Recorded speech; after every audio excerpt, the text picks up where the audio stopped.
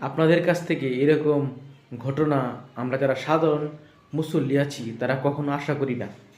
আপনারা যদি এই সমস্ত কাজে লিপ্ত হন তাহলে আমরা সাধারণ মুসল্লিরা আপনাদের উপর কীভাবে আস্থা রাখতে পারবো? আপনাদের এই সমস্ত কর্মকাণ্ডে তো অমুসলিমরা খুশি হচ্ছে। তাই বিনীতভাবে অনুরোধ করব এই সমস্ত কর্মকাণ্ড আপনারা বন্ধ করেন, মুসলমানে মুসলমানের রক্তপাত বন্ধ করেন।